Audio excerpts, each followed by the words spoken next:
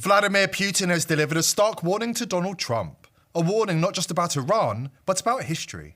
You're walking into a trap, Putin told him. A trap that was laid long before any of the current players were born. A trap designed by globalist architects who followed the same playbook for over a century. The blueprint? It traces back to General Albert Pike, the man who sketched out the master plan for 3 world wars. The first 2 unfolded with eerie precision. And now, the third is taking shape right in front of us. Putin sees it, he knows the script, and he's warning Trump, this war isn't yours, it isn't America's, it's theirs. The global elite want this war to collapse the old world and bring in the new. A war between civilizations designed to create chaos so vast that only a single global solution will seem acceptable. Trump thinks he's in control, that the strikes are calculated, limited, tactical. But Putin is trying to pull him back from the edge. He's telling him, you're not the author of this war, you're the instrument. You're stepping into a ritual that was planned generations ago. And then came the warning that echoed through every corridor of power. If the United States takes this path, Putin said, they will open the gates of hell. Let's get one thing straight. The mainstream media, CNN, Fox, MSNBC, BBC, they're not giving you the truth. They are pumping out pure, unadulterated bullshit. And why? Because the CIA, the same agency that has toppled governments, run black ops, and manipulated public opinion for decades, has had its claws deep in Hollywood and the press for generations. They've been preparing Americans and their globalist partners for this war narrative for years, conditioning the public, selling fear and selling lies. So, if you're still expecting any honest reporting now, in the days after bombs start falling, forget it. It's not coming. But listen to Putin, and listen closely. He made it clear, Iran wasn't developing a nuclear bomb, and even if they were, no nation on earth is insane enough to actually use one offensively. Why? Because they'd be wiped off the map in minutes. Nuclear weapons are not deterrents, not tools of aggression. And what Iran does have legally is a nuclear energy program. That's not a crime, that's sovereignty. And Putin has been saying it all along. So then ask yourself, why now? Why the strikes? Because Iran didn't build a nuke, they built a train, a rail line stretching across the region, connecting Iranian oil directly to Russia, India, and the entire BRICS bloc.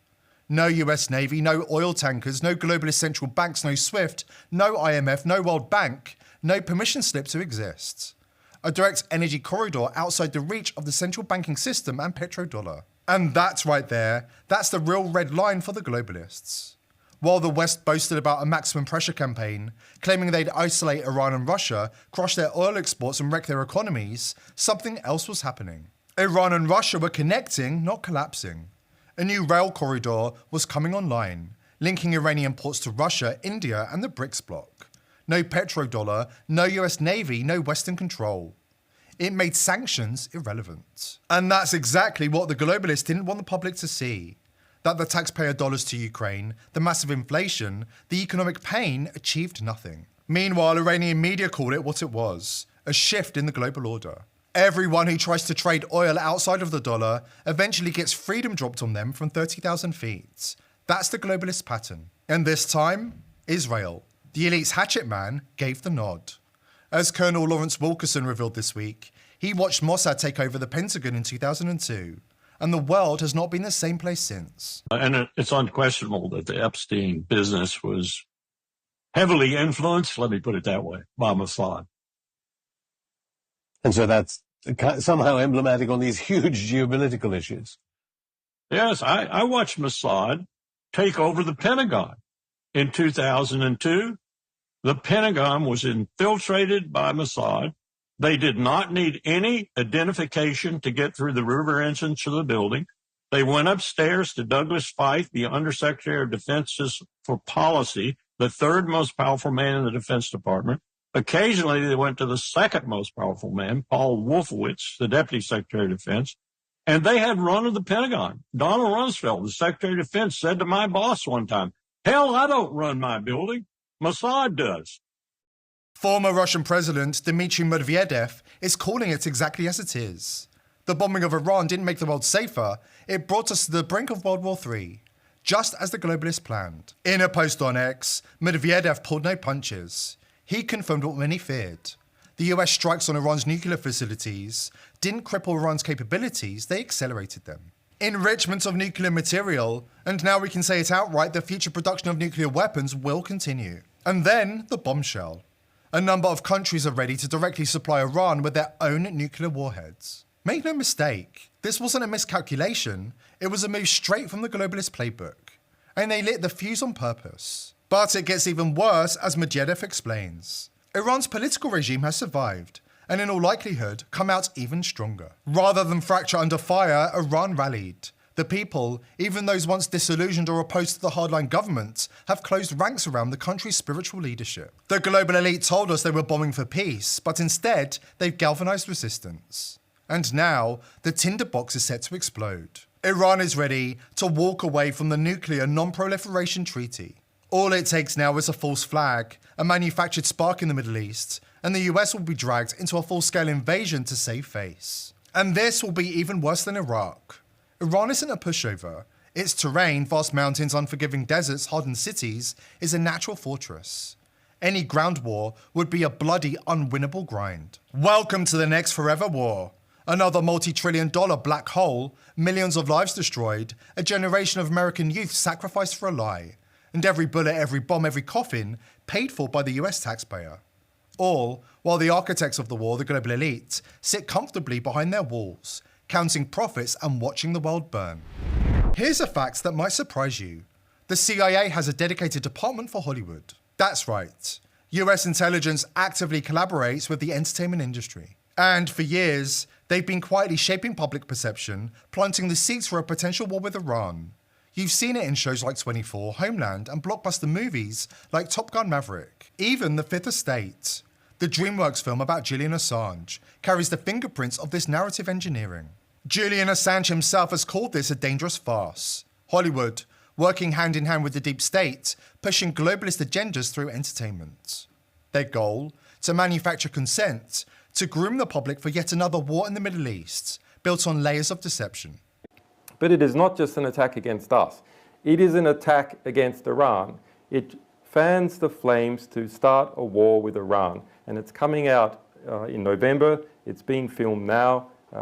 Benedict Cumberbatch is playing me. This movie has British involvement, and people in Britain should be concerned about it. How does it open? Well, and this has not been previously disclosed before. The opening scene is in a military complex in Tehran. The camera comes in, closes up on a file, and it is a design for a nuclear bomb marked with nuclear symbols. There's notes and whispers all around, and they're in Farsi, they're in Persian. There's an older scientist speaking. A high-speed camera will measure the explosive charge we've designed to trigger the chain reaction. It is then revealed by the camera 4 scientists in white coats walking in a windowless corridor. The youngest, Simsana, remember that name, Simsana, writes on the file, "The dimensions of the payload are consistent with a Shabab missile." Okay, that's the opening scene. Iran is working on an atomic weapon. The opening scene of a film about WikiLeaks. How does this have anything to do with us? Well, we'll come to it. The next scene concerning Iran is in Cairo, where that Iranian nuclear scientist is meeting a US CIA agent, Kate. Close up again on the handwritten diagram of a nuclear bomb, the same diagram as we saw in the opening. And Saman says, "I copied it from memory." I copied it from memory. They're testing the explosive in the next 6 months. Now remember what Tom's National Intelligence Estimate found. Iran did not have a nuclear program. All 16 US intelligence agencies feeding into that report said that was the case with high confidence and has been reconfirmed every year since that point. The senior diplomat, who's also at the table with the CIA agent, says, "Shit, we thought they were at least 3 years away from a bomb." Another lie. Tom's report does not say that they're 3 years away from a nuclear bomb. So it's a lie upon a lie, a great big budget thing that's going to be pushed out in November. The Iranian nuclear scientist then says, if it works, they won't hesitate to sell the technology. And even if one of these things, if it works, they won't hesitate to sell the technology. And even if one of these things gets into the wrong hands, they'll sell it anyway. So that's the reality of where we're at. Not merely a war of intelligence agencies, but a war of corrupt media, corrupt culture. That war, we've got to understand, people who have appeared on this panel have been involved, sometimes with great sacrifice, at revealing the truth about important parts of the world, how the world is unfolding, how the world is shaping, the nature of institutions. They have revealed it heroically, in many cases, to the historical record, to our civilization as a whole, to you. You have to understand that where there's great powers at work, I don't mean shadow conspiracies, I mean enormous cultural powers, enormous industrial powers, the vast network of corporations that interact with government agencies around the world, selling them products, shipping their logistics from one place to another. The National Security Agency, for example, now has approximately 70% of its expenditure pass through Northrop Grumman, Lockheed Martin, etc. This produces a lobby that pushes in particular directions. How is it that such a lie got into a script about WikiLeaks? How is it that in the light of that national intelligence estimate, that anyone could think that it was tolerable, acceptable to foist that lie upon the public, that it would make it all the way through the Hollywood system, that distributors would pick it up? Because they perceive that that is where the power lies in the United States. They perceive that it's perfectly okay to slander an entire nation, that it's perfectly okay to beat the drums of war like that, because people in that system want the war. They want it. They're pushing for it. And as courageous truth-tellers like Vladimir Putin and Julian Assange have warned, we're now closer to nuclear Armageddon than ever before. This isn't accidental. The globalist elite have long fantasized about a controlled collapse, the chaos they need to usher in their so-called New World Order. Their goal? To tear down national sovereignty and rebuild the world in their image, under a single centralized global government. This is a hostile takeover of humanity, and we cannot let them pull off this heist without resistance. If you're still unsure about what's happening before our eyes, take a serious look into the writings attributed to General Albert Pike, a 19th century Freemason and Confederate general. In a letter written in 1871, Pike outlined with chilling precision the global elite's long-term plan for 3 world wars, each one engineered to reshape the global order. And here's what's most disturbing. His descriptions of World War I and World War II were stunningly accurate, down to the geopolitical alliances, the ideological clashes, and the intended outcomes. According to Pike, World War I would be orchestrated to dismantle the Russian Empire and usher in atheism and communism.